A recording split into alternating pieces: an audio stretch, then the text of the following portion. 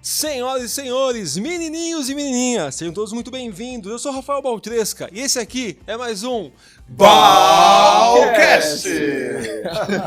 Muito bem. Olá a todos, voltei, eu tô de volta. Eu acho que o meu público tava sentindo um pouco de falta, que eu tô há um tempinho fora.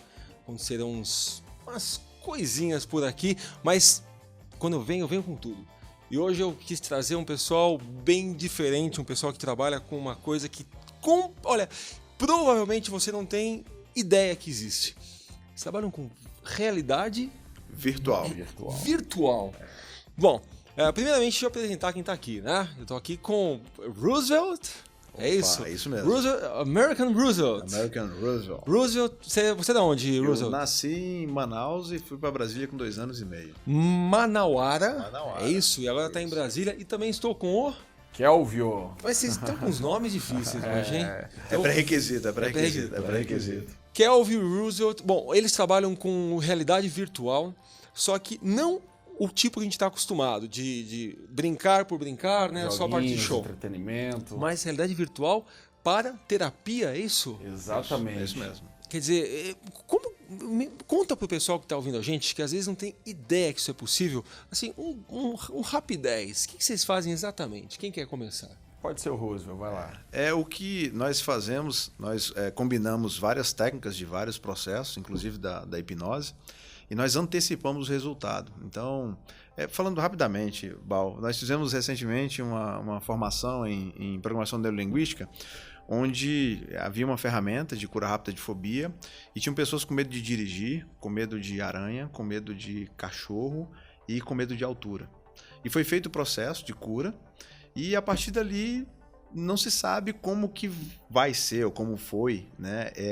Essa pessoa experimentar e confrontar isso. Então não tinha um cachorro e Posso não dar tinha... um pause? Sim. Posso mesmo? Sim, claro. Porque eu acho que é tão legal, como a gente fez a live agora, eu vou dar um pause no mesmo lugar, que eu quero que o pessoal de casa compreenda a gente. Tinha o pessoal que tinha medo, algumas fobias, e aí quando termina a sessão, vamos supor, para não ficar muito complicado, medo de aranha. De aranha, tá. Isso. Quando termina a sessão, ou de hipnose, ou de coach, ou qualquer sessão, né? Sim. Se for pensar, não é só hipnose. Não é só hipnose. Pode ser uma sessão, sei lá, holístico, com a ajuda das cores na vida da pessoa. Quando termina a sessão, você não sabe se aquele medo foi embora ou não. É isso? É isso aí. A pessoa ela diz que não sente mais o medo do medo ou a fobia, né? Eu vou fazer um pequeno ajuste. Na verdade, a PNL e a hipnose, nós sabemos da assertividade dela. Então nós confiamos que ela já funcionou. Nós só vamos antecipar o resultado. Não vou esperar o cara ver aquilo lá no real. Quem está ouvindo a gente não é hipnólogo. São empresários, são pessoas que trabalham com tudo quanto é coisa e também alguns hipnólogos. Mas aí terminou a sessão e aí ela não sabe se funcionou ou não funcionou. Aí você usa a realidade virtual. Realidade virtual.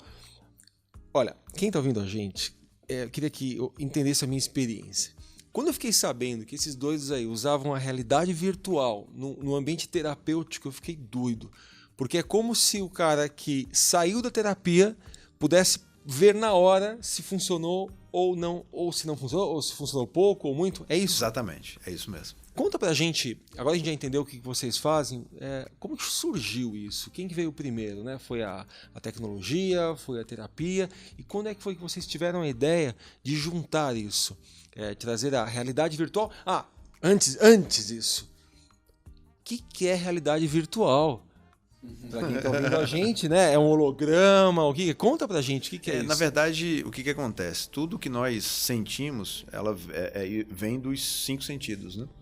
E a realidade virtual, o que ela faz? Através de um óculos, ela sequestra, entre aspas, momentaneamente os seus sentidos, e a partir daquelas imagens, elas vão dando estímulos para o seu cérebro sentir aquilo que ela está passando. Então, quando a pessoa, no óculos de realidade virtual, de um celular ou de algum outro equipamento, está vivenciando a montanha-russa, para a mente dela, ela está, de fato, na montanha-russa. Então, o coração vai disparar, aquela sensação do frio na barriga quando desce, ela vai sentir, porque ela está recebendo os estímulos para isso, visualmente. Então, assim, na prática, é aquilo que a gente vê o tempo todo nos parques, nos shoppings, principalmente nos shoppings, né? Isso, é isso aí. Que às vezes é um carrinho que fica paradinho ali, só que a pessoa tá vivenciando uma montanha-russa, é incrível e tudo mais. Então, quer dizer, vocês usam isso para terapia. Agora a gente volta, que eu tinha te perguntado quando é que foi que vocês juntaram isso aí. O interessante, eu trabalhei no mercado de TI durante 17 anos, então tecnologia é uma paixão minha, sempre foi algo que sempre me fascinou. E durante esse processo, aconteceram algumas coisas na minha vida que me fizeram planejar minha transição de carreira. Então eu fui para o desenvolvimento humano, fiz formação em coach, comecei a atender pessoas com coach, me especializei também em programação neurolinguística e na hipnose. E aí eu comecei a observar que existia uma parte do processo que a gente não tinha como medir, ou não ficava na minha mão, entendeu, Rafa? E isso começou a me incomodar. Então, com base nisso, eu fui buscar na realidade virtual o preenchimento dessa lacuna. E em função disso, desenvolvi um negócio, né? Então, a Everest VR ela surgiu a partir dessa necessidade de complementar esse processo.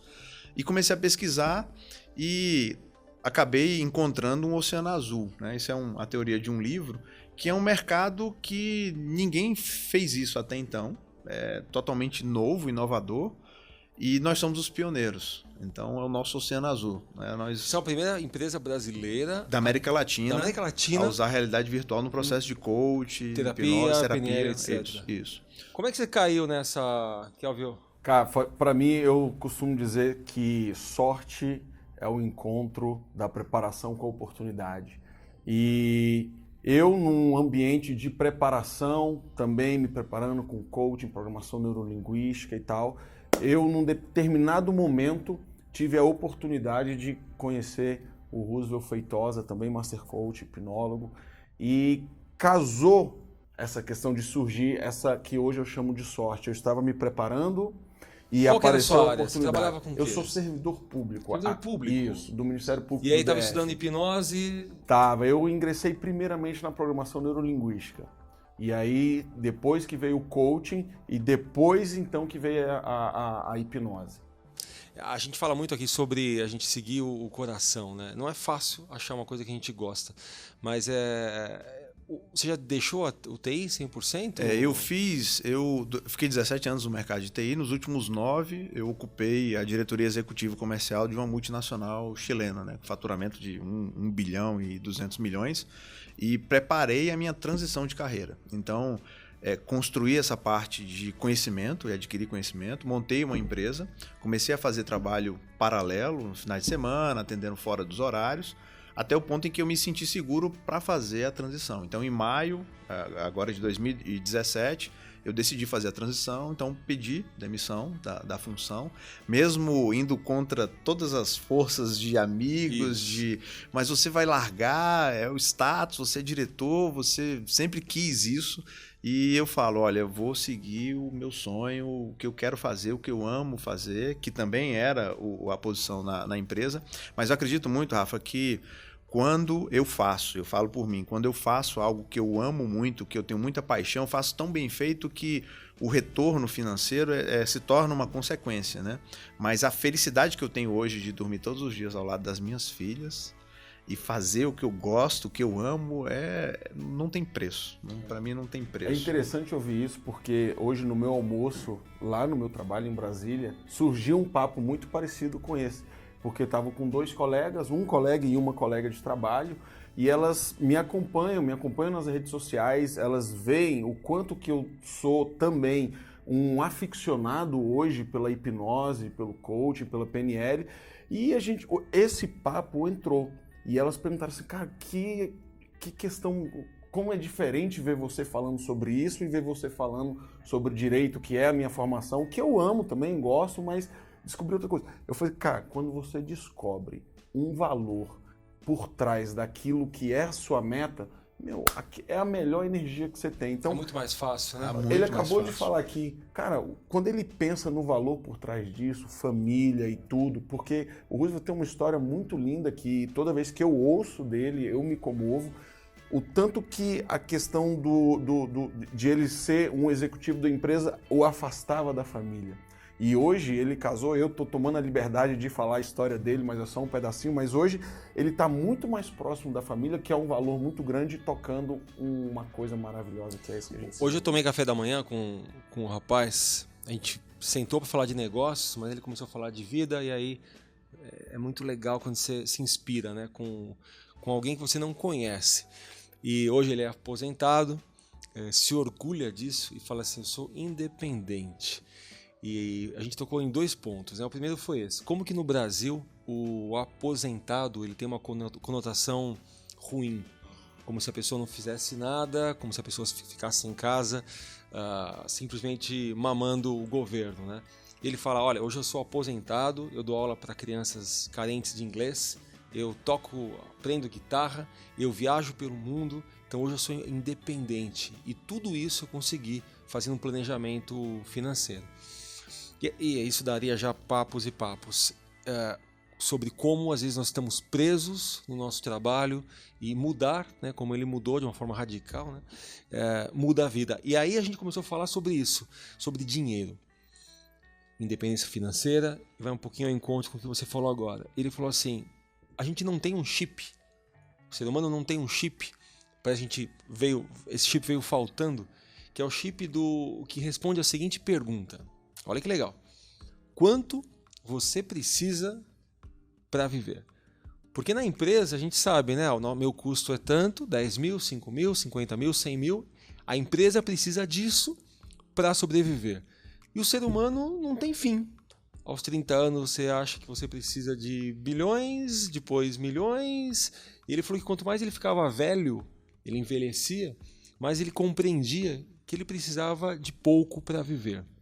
Ele dizia isso, hoje eu sou aposentado, hoje eu tenho o meu salário, porque ele continua trabalhando, mas com o que ele gosta, com o que dá tesão para ele. Resolvi colocar esse assunto, nem sei porquê, acho que minha cabeça tá pirando, mas é o encontro do desejo, do prazer, com a família, com o tempo. Não tem preço isso, né, Roosevelt? O interessante você falando isso aí, me veio aqui à mente, uma das suas lives que eu acompanhei e assisti durante toda a live, o Carlos Barrinha, né? Uhum. Você perguntou para ele o que era felicidade para ele, o que deixava ele feliz. E ele virou para você e falou assim, daquele jeito divertido dele, né? Falou assim, ser dono do meu tempo. E eu peguei isso para mim, Rafa. Então, assim, hoje o que me deixa feliz é ser dono do meu tempo. Porque eu tenho meus compromissos, tenho minhas metas, tenho o meu projeto, mas hoje eu posso me dar o luxo de, numa segunda-feira pela manhã, ir para a piscina com a minha filha e passar a manhã toda brincando com ela. Sem uma sensação de culpa, sem uma cobrança, sem uma preocupação com o celular. E isso me dá força para no período da tarde eu retomar o meu projeto, as minhas metas, atender pessoas. Interessante, porque o que vocês trabalham, agora a gente vai voltar para a realidade virtual, que de alguma forma vocês também ajudam as pessoas a se livrarem de medos, de fobias, né? Às vezes no processo de coaching, de encontrarem o que eles querem fazer e o que dá prazer para eles. Conta para o pessoal de casa, agora voltando para a realidade virtual, na nossa realidade de verdade, um caso, você tinha me falado na live que a gente fez sobre o medo de altura, alguma coisa assim. Eu quero ouvir de novo essa história, quero que você conte pro pessoal como que a realidade virtual ajudou uma pessoa a se livrar do medo de altura e o que você fez com ela que eu gostei do exemplo. O interessante dos 2 exemplos que eu tinha falado, eu vou me ater. Um é assim, a pessoa ela tinha medo de altura. Foi feito um processo de hipnose com ela, uma hipnoterapia. Esse medo foi superado e para confrontar esse medo, eu coloquei ela num elevador panorâmico, numa experiência. Você fez virtual, a sessão terapêutica normal. Durou aí tantas sessões. Isso. Uma sessão. Isso. Tá. E aí ali foi resolvido a questão do medo de altura. Ok. E aí eu coloquei ela no óculos de realidade virtual, ela num elevador panorâmico, onde ela sobe num edifício de 70 andares. E quando a porta do elevador abre, isso tudo ela com óculos, em pé, fica uma prancha de madeira na frente dela e ela tem que andar por essa prancha. Né? E se ela escorregar ou for para o lado, ela cai de fato. A imagem projeta uma queda. Uhum. E ela vai até o final, e ela indo até o final, se sentindo segura e tudo, ali eu percebo que eu antecipei o resultado e que o meu processo funcionou e ela viveu isso. E feito isso, ela ficou extremamente feliz, né? E qual é o interessante disso, né? Existia uma necessidade pessoal dela, como pessoa, de superar o medo de altura, e existia um conflito profissional, porque ela era brigadista de emergência. Então, a função dela é salvar pessoas num edifício, ajudar a conduzir a pessoa num eventual incêndio, e para isso ela precisa agir com tranquilidade e não demonstrar que tem medo de altura, claro, ou de repente paralisar diante de uma situação. Então é interessante, curioso desse caso, é que não é só uma necessidade pessoal, é algo que influencia no trabalho dela. Então, e eu me sinto muito, muito feliz de poder proporcionar isso para alguém. É algo que muitas vezes, em outra situação, pessoas com medo eu atendi uma pessoa que tinha medo de falar em público, isso foi superado, e no óculos de realidade virtual eu coloco ela num palco com centenas de pessoas e ali ela confronta o medo dela. E muitas vezes esse tipo de pessoa deixa de ser promovida no trabalho, porque é um excelente profissional, é muito competente, mas o medo de falar em público impede ela de ocupar um cargo de... Há quanto tempo que existe já a realidade virtual, esse método? Isso existe há quanto tempo? A realidade virtual ela vem desde da década de 40, 50, no período da guerra, que eles utilizavam com soldados americanos para simular saltos de paraquedas e para outras finalidades. Então, mas quando isso ficou acessível ao público? Nos últimos 5 anos. 5 anos, através principalmente de dispositivos móveis. Celular. Sim. Sim, que na minha opinião são subutilizados, né? Muitas pessoas ganham, compram e não fazem ideia do poder disso. E aí deixa lá guardado. Faz uns 3 anos, mais ou menos, que eu ouvi alguém falando, imagina só se você que tem medo de falar em público, né, pudesse testar, pudesse treinar isso numa plateia virtual. Isso eu ouvi em algum programa de TV e hoje você veio aqui, isso é mais real do que viagem na maionese. Isso está aqui. Quantos filmes vocês têm? Quantas imersões? Como é que você fala? Nós temos várias, porque existe uma plataforma, né, que disponibiliza isso tal como jogos. Só que a ideia é usar dessa plataforma em que tem muitas coisas que na verdade são jogos, mas nós usamos aquilo com uma finalidade terapêutica. Então só a nossa biblioteca hoje vai para o quê? Uns 300? Mais de 300. Mais de 300. Onde mais, em outra parte do mundo, que eles já estão usando isso para terapia? Vocês têm? Na parte terapêutica... Imagina que essa biblioteca que vocês tenham não foi criada para terapia, né? Não, biblioteca para entretenimento. Um jogo. Sim. Quer dizer, o que vocês estão fazendo é mais simplesmente usar a tecnologia, mas como é que eu posso pegar esse jogo e colocar uma metáfora, né? Sim, como você estava me dizendo, a pessoa pode ir até a Lua, se ela quiser, e no ambiente terapêutico, de coach, você pode falar de metas, de sonhos, de realizações, é isso? Exatamente. É isso. O que existe, Rafa, no mundo todo já é utilizada a realidade virtual para fins terapêuticos, mas de uma forma muito básica ainda. Tem muitos aspectos que não são levados em consideração quando se utiliza a atividade. Pelo simples motivo de que, geralmente, um terapeuta ele não é expert em tecnologia. Então, ao mesmo tempo que muitas vezes um hipnólogo não é especialista em tecnologia. Então se utiliza às vezes a atividade, mas sem os pré-requisitos e os cuidados que se deve ter. Porque existem aspectos técnicos que influenciam na atividade, até na efetividade dela, e que pode eventualmente causar algum desconforto para a pessoa que tá utilizando dessa ferramenta. Então, o nosso trabalho, já há mais de um ano, nós estamos pesquisando e desenvolvendo a cada dia mais técnicas e cuidados para que isso seja utilizado de uma forma mais responsável. Claro, porque imagina que acaba tendo tem que ter um protocolo, né? Que momento que você pode entrar com a realidade virtual, se é no começo, se é no meio, se é no final.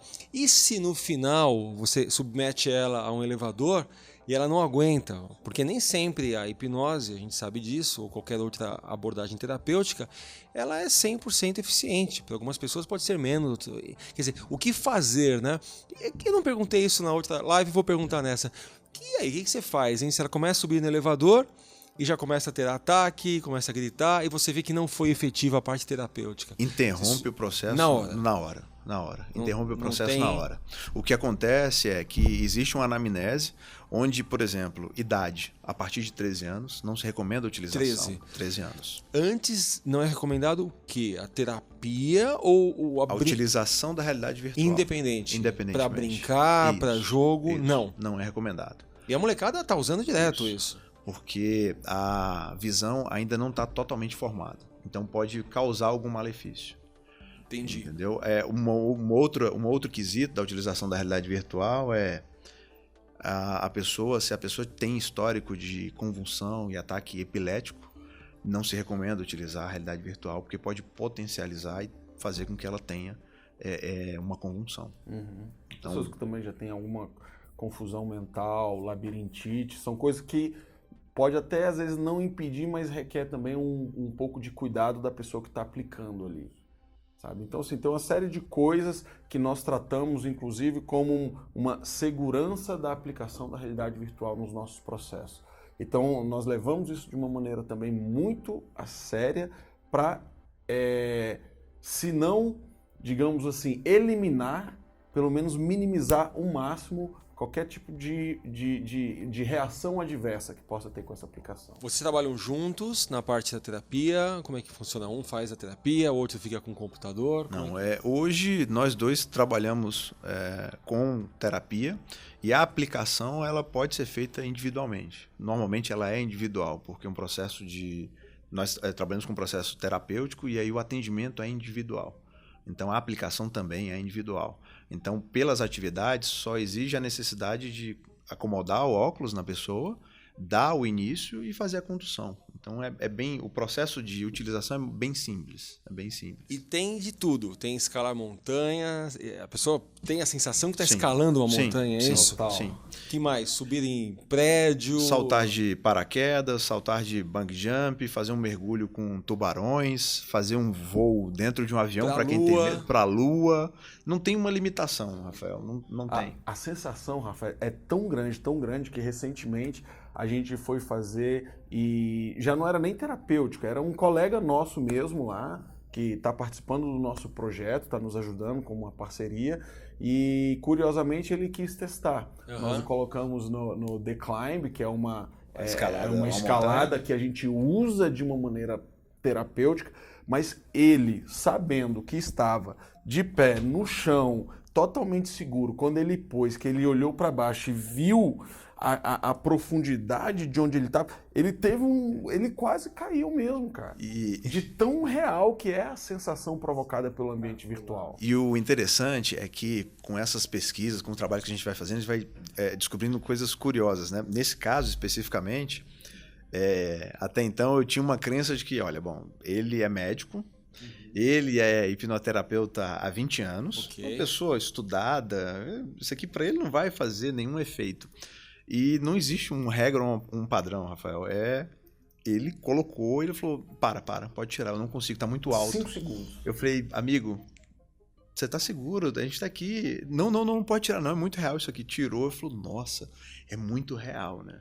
Então, por mais que a pessoa tenha o conhecimento, isso não tem nenhuma relação com a sensação que ela vai ter ao Então, aquela máxima que a gente sempre ouve, né? Que o que o olho vê, o que o pensamento produz para o cérebro é real. É real. Então, essa máxima a gente aprende na PNL, né? O que a gente imagina, o que a gente vê, para o cérebro é igual. Aí você comprova. Isso, é isso. E a mão suando. Isso. Qual que é o próximo passo da realidade virtual, na opinião de vocês, hein? O próximo passo, existe uma previsão de que esse mercado ele vai movimentar 2 bilhões nos próximos 5 anos. O próximo passo é colocar mais acessível, divulgar mais isso para as pessoas e usar... porque quando eu costumo conversar com os amigos sobre realidade virtual, pergunto assim, você já teve alguma experiência em realidade virtual? A primeira coisa que a maioria das pessoas diz, Rafael, é assim, tive sim, fui na montanha-russa. Então existe ainda uma associação direta ao entretenimento. Uhum. Né? E só que a parte da medicina, né, já está usando com fins terapêuticos, né, desde ajudar uma criança a tomar uma vacina através da realidade virtual, onde tem um bichinho. É verdade, é uma história, né? Isso. Então, assim, é muito poderoso isso. E é ilimitado. O que existe é uma tendência também a definir alguns critérios éticos, né? Como, por exemplo, pessoas que têm um histórico de alguma disfunção, onde ela se aliena, ela utilizar a realidade virtual e não querer voltar mais para o mundo real, querer continuar vivendo esse mundo. Então existe também uma tendência a se normatizar mais isso, de uma forma mais responsável. Mas assim, é interessantíssimo, porque no processo de coach, uma vez que a pessoa esteja fazendo um processo de coach, ela quer fazer algo para melhorar o convívio dela familiar. Na realidade virtual é possível, com uma câmera 360, capturar uma imagem de um dia na casa dessa pessoa, ele estando com a família. Isso numa sessão de coach, ele vivenciar, experimentar a sensação dele estar em casa, na hora do almoço, ver os filhos, ver a esposa, isso num contexto metafórico. Então é muito poderoso. Você pode experimentar já, ministrar cursos à distância, onde as outras pessoas vão estar com óculos de realidade virtual, vendo você aqui na frente. E você com óculos vendo como se estivesse. É isso, olhando para o lado, vendo pessoas. Espetacular, eu não tinha pensado nisso. É muito interessante, né? Você pode ir para qualquer lugar, experimentar e vivenciar basicamente qualquer coisa. Né? É um mundo se abrindo. É um mundo se abrindo. Né? E aí nesse mundo você tem imagens reais e você tem também atividades que foram experiências construídas a partir de computação gráfica, né? Desenvolveram software. Tem o filmado e tem o criado. E o criado, né? Ou os dois. Ou os dois também. Então é bem interessante.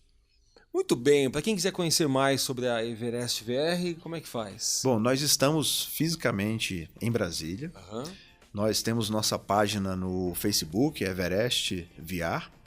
Nós temos o nosso canal no YouTube, que está ainda em construção, vamos disponibilizar em breve. E temos o nosso perfil no Instagram, Everest VR. Só achar lá, Everest Everest VR ou VR. VR é bonito. Também, né? Roosevelt, Calville, tem VR. www.everestvr.com.br. Bom, estive aqui hoje, conversei com os meus amigos Calville e Roosevelt. Muito obrigado pelo papo. Esse podcast ele vai para muita gente nas ondas de rádio, né? Rádio, internet e radio. Vai também para o YouTube. Então você que assiste a gente está no podcast. Você que ouve a gente, nós estamos no YouTube. É só procurar por www.balcast.com.br. Rafael, muitíssimo obrigado pela oportunidade de divulgar um pouco mais o nosso trabalho, mas não só o nosso trabalho, mas a realidade virtual e o poder que ela tem de transformar, mudar e melhorar ainda mais a vida das pessoas. E essa é a nossa missão. A realidade virtual quer, na verdade, melhorar a vida real das pessoas. Né? Exatamente. Não é fazer uma fuga pro virtual. Muito bem. Eu estava até pensando, pode virar, quem sabe, meio que uma pílula da felicidade. Eu tô meio down, tô meio triste, coloco o óculos, vivencio algo da minha vida, da minha família, não é assim? E aí eu recebo um ânimo. O interessante eu falo, não consigo me conter. Existe uma experiência para meditação em lugares, praias paradisíacas, onde você pode colocar o óculos e por alguns minutos meditar nesses lugares, se sentindo muito bem. Não é? Para que meditar aqui em São Paulo, onde estamos agora, se eu posso ir para o Tibete, não é? Outra montanha, de frente com o guru. Olha, espetacular. Bom, entrem lá então, everestvr.com.br, conheçam mais dos nossos amigos e dessa ideia que eu tenho certeza que é só o começo. Você me encontra também em www.rafaelbaltresca.com.br com várias palestras aí para sua empresa e no meu e-mail atendimento@rafaelbaltresca.com.br. Esse foi mais um Balcast. Beijos e abraços, voltando com tudo, hein? Até a próxima. Valeu. Tchau, gente. Valeu. Tchau. Falou. Valeu, pessoal. Até mais e até o próximo Balcast. Valeu. Tchau. Valeu.